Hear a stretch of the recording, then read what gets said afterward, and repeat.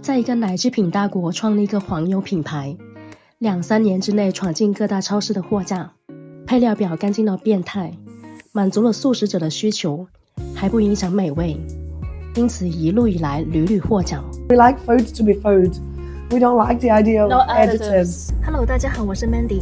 去年年中我来到新西兰读 MBA， 因为 MBA 做项目的原因，接触到这边一些中小企业的创始人和 CEO， 发现他们和传说中新西兰人对待工作的那种懒散摸鱼的状态很不一样。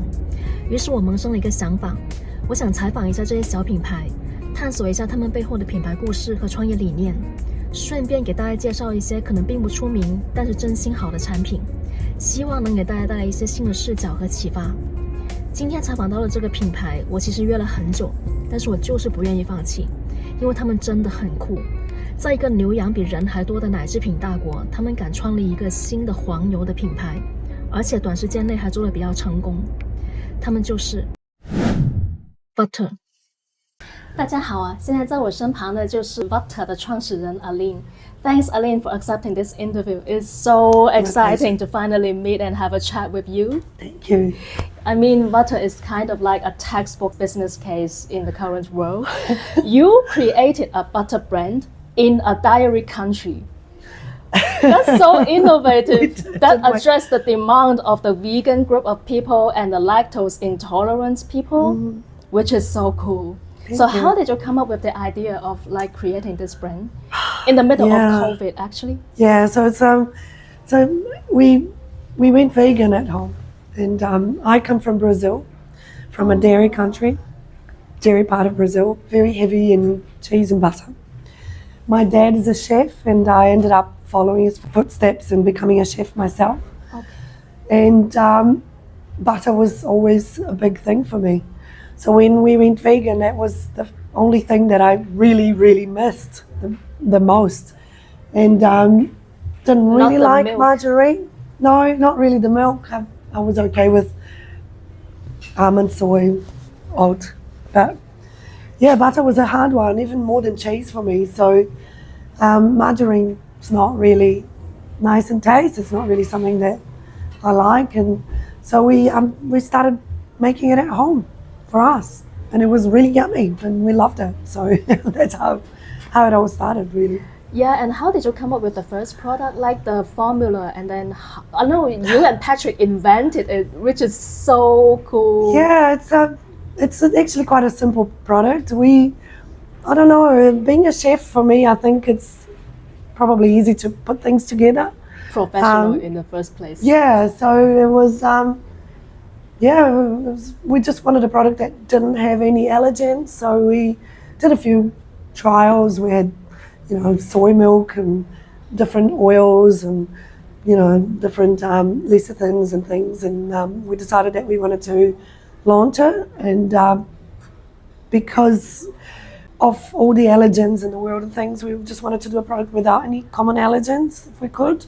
So we took it all out and substituted for non-allergenic foods, oils, and we took the milk out and used water instead. And yeah, it sounds simple, but it was a lot of trials. It was about maybe a year or 18 months of making it at home and changing here and changing there, and the consistency wasn't right, and until we actually decided to put it out there. So, Wow, yeah. 18 months before the first product launch. Pretty much. Okay.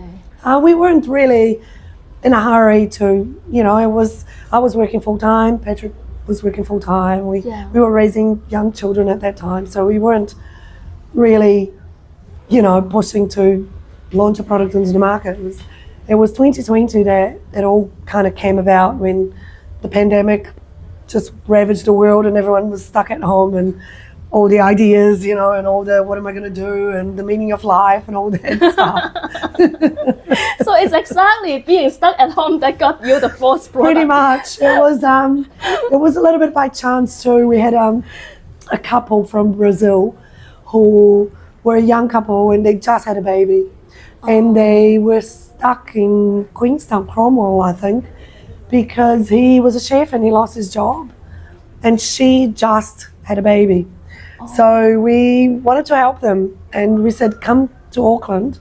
We had a food truck that we were using to kind of develop Vutter a little bit, but it was sitting there, you know, not being used. We said, we've got a food truck, come up and use the food truck, and maybe you can start producing Vutter for us. Wow. So we rushed and got barcodes and codes, and, you know, we started making the final tests and got labels and all that. And so they came up and he started producing it for us. So it was a little bit by chance. And so, yeah, and then after maybe a month and a half, we got it into about 10 stores in Auckland, because I already knew a few people in the industry from working for Ceres Organics for many years. So I went to all the health food stores and all the owners, and I talked to them, and they were all like, sure, this is cool and very interesting, bring it on. And then and then they decided to go back to Brazil, and because it was too difficult for them to be away from family. And so I basically was put in a position that I was like, okay, what do we do? Do we close it and stop and I carry on working, or do I quit my job and jump into this? And I decided to quit my job and jump into this. That's quite a correct choice. Now it comes up. Yeah. It was a hard choice. You know, when people were losing their jobs because of COVID, and I had a secure job. So it was a very difficult decision, but yeah, it's I don't really regret, no. Exactly. I'm you really shouldn't. happy. Like in just like 2 or 3 years, you've won like lines of award, and then just one new one in the top Yes. of the food industry, like in a dairy country. So what do you Yes. think what you've done right to make it so successful? We must be doing something right? Yeah. We're just real purists. We like food to be food. We don't like the idea of No additives and synthetics, and you know, the supermarket's full of that. We're already eating a lot of that.